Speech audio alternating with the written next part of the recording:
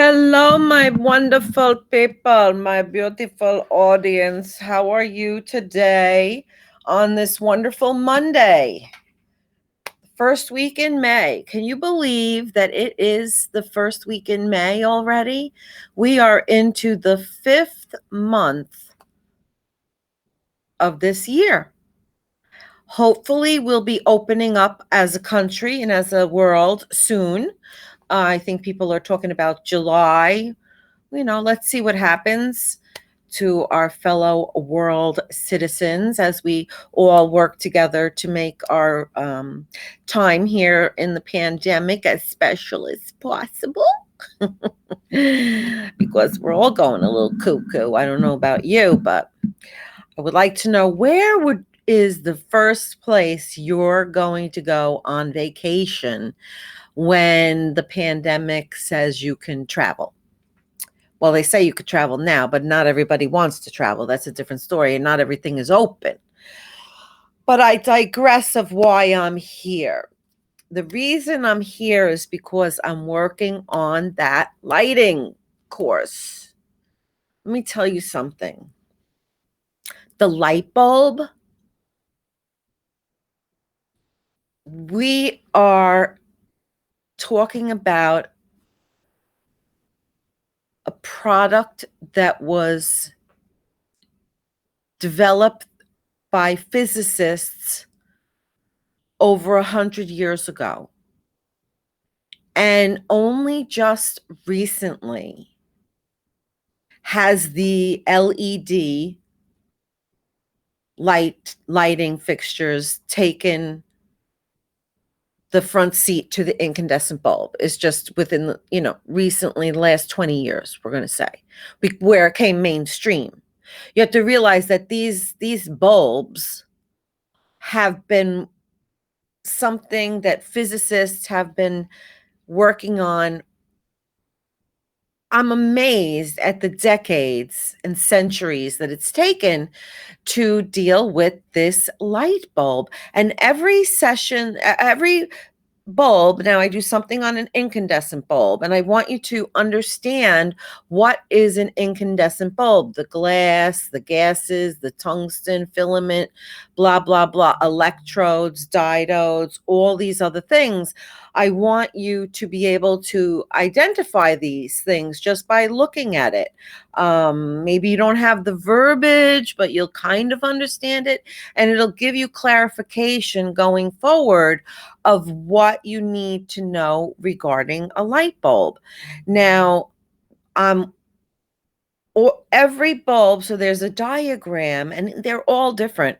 The only one that's similar is a halogen and an incandescent, because of the way that they have the filament that runs through it, but it's different air, a gas is inside, and it's different glass enclosures, crystal enclosures, and one is more expensive, one is less expensive, one is more energy efficient, one is less energy efficient. So I get into all those complicated things with the light bulb. And I was just finding out now about the metal halide. Now, the reason you need to know what a metal halide and the high intensity discharge HID lights are for, it's if you're going to be lighting a doctor's office or lighting a parking lot. Not that you're going to park, but you never know. When you can, as a designer, you should be able to design many spaces. That's why we don't limit kitchen and bath design to just kitchen and bath designers. You can have a crossover between the two. And maybe I might not be a lighting designer, but I can give some advice on some lighting, exterior lighting. I've done that before. So, it's just the science that goes behind the bulb itself. One of the things I just was reading up on that HID is it actually became developed, perfected before fluorescent bulbs came on the scene. So it was like the precursor to fluorescence, and neon was also the precursor for fluorescence. So the whole history of how the bulb is and and they're all so different. Like the HID bulb, I took a screenshot of it. It's everything, 1000bulbs.com or whatever. And it looks, if you look at it, the picture, but when you look at the measurements, and that's why I always say you need to check your measurements on everything, it's actually, it looks like just a different shape of a type A bulb, but maybe more oval. It's almost 9 inches long by 3.5 inches wide. So what looks like a regular bulb, in reality, it has a mega base, and not like we type A base on a bulb. Let's see. I do have a light bulb. I found out where my light bulb is, people. See, I like to be able to just roll on over. Roll on over. So this is a type A bulb. Now, it's a type A, but what this actually is an LED, because I can tell that just because I can feel it.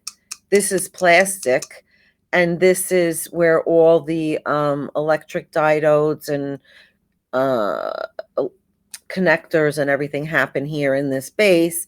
But this is a type A. This base and this shape is a type A. No, this base is a A19. Look, I don't even know what I'm talking about. Color temperature 27K. A screw-in base type of E26. I forget. I got to go back and read my notes. There's so many, but this looks like a standard light bulb with a standard base, right? Like what you regularly see into a lamp. You want to screw that in. This is, a 90% of what we buy are this type of a bulb. So I looked at the picture, and then when I saw the measurements, I was like, oh my gosh, because the metal halide and the high intensity are meant for commercial spaces, gymnasiums, exercise spaces, pools. And, maybe you have a customer and they have an outdoor swimming pool or an indoor swimming pool, and they want to have it lit up bright at night.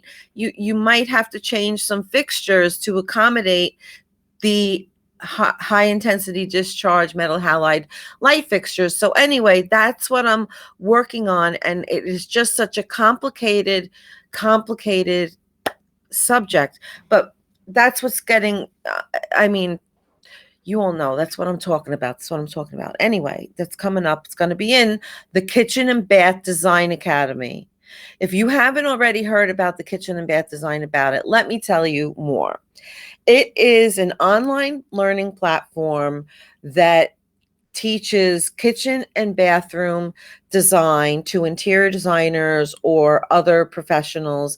It's not for the homeowner. It's not, certainly if a homeowner wanted to take something more professional, this is geared towards that, guidelines, things set in the National Kitchen and Bath Association. So I'm taking lighting, countertop materials, flooring, cabinetry, design guidelines, and then we're going to be hitting on floor plans and how to design. It's an ongoing learning platform membership site. So that's the Kitchen and Bath Design Academy. And I invite you all to check it out. If you go on my website, AlisonSolar.com, and you give it a whirl, and you could see the KBD Academy there, and it'll tell you more. And you could click around, check it out, see what I got going on. But anyway, that's what's going on for now. And on Wednesday, I'm having my friend and business associate, not partner or anything, just he's a comrade in the industry, Dean Camastro, and he is now the president of the Long Island Interior Design Society. And he's going to be coming on Wednesday to talk about all the different organizations he's involved in and how they've improved, helped his career and his business, and how those things can help us as well as other people in our industry. So I look forward to seeing Dean and all of you on Wednesday. In the meantime, ciao for now. Don't forget to check out the Kitchen and Bath Design Academy. It's really fabulous, darling. Okay, bye.